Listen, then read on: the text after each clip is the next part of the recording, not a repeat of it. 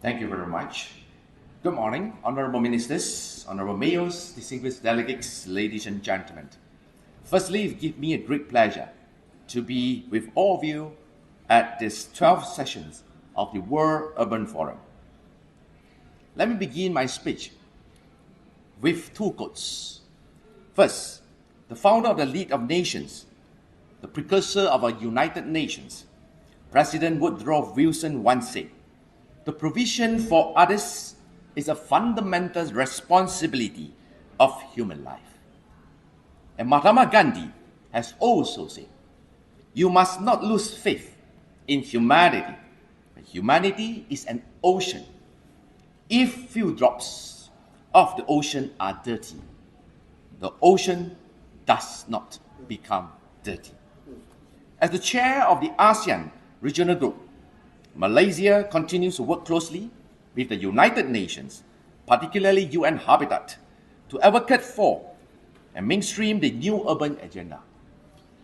At the ASEAN-China Ministers of Housing meeting in Kuala Lumpur this year, ASEAN member states and China has agreed to focus on strengthening the partnership to share best practices, particularly in the area of adequate and affordable housing, people-centered smart cities, and of course the provision of basic urban services. More urgently, we took note of climate change and extreme weather, where we all need to focus on adaptation and mitigation measures.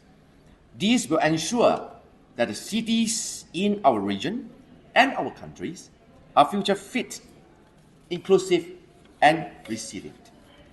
Yet, we as member states also recognize that without the full participation of the private sector, we cannot deliver on a better quality of life for our citizens.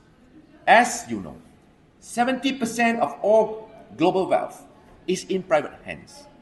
Without your help as a business assembly, urbanization will not be sustainable.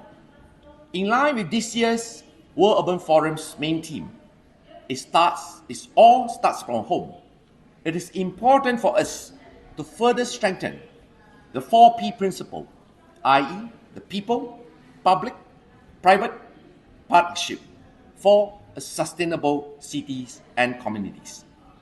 As you know, no government can deliver on these goals without strong and meaningful partnership with the private sector.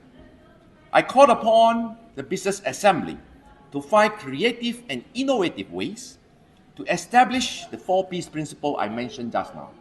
Genuine public-private people partnership, as introduced by former Executive Director, with us here, Madam Maimunah Muhammad Sharif. To my fellow member states, I assure you that Malaysia's recent progress has been built based on solid partnership with a vibrant business community. Together, we have upgraded informal settlements, providing affordable housing and basic services to ensure that no one is left behind in our urbanizing world. Here, I also call upon the Business and Foundation Assembly to adopt the SDGs in addition to the ESGs as the basis for financing and investing in our cities. To facilitate genuine partnership, it is important for member states to develop national physical plans that clearly identify opportunities for co-investment from the private sector. More importantly, I also call upon multilateral financial institutions to provide financing and grants to enable the private sector to crowd in resources to allow us to achieve the sustainable development goals. Ladies and gentlemen, Malaysia is also supportive of the city investment facilities introduced by UN Habitat and the business community. The CIF is a facility that helps city managers and governmental partners identify and develop strategies to attract investors interested in moving the needle on the SDGs. I recognize the need for a greater capacity building and learning from best practices around the world. This is why Malaysia is supporting the data work of UN Habitat, particularly the Urban Performance Index, where UN Habitat has established a working partnership with the Economist Intelligence Unit. Without credible data, we cannot measure the qualitative return on an investment together. So, it is only in your own interest that you consider crowding in support for UN Habitat's larger data work.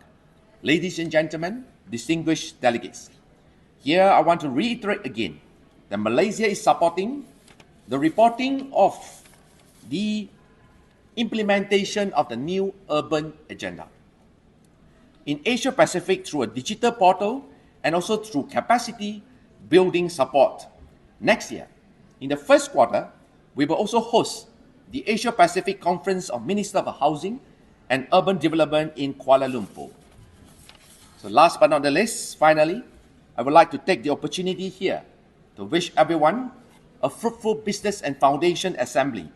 And I hope that your recommendations, views, initiative, and rich experience from the business sector will be captured in the WOF 12 declaration and also the report.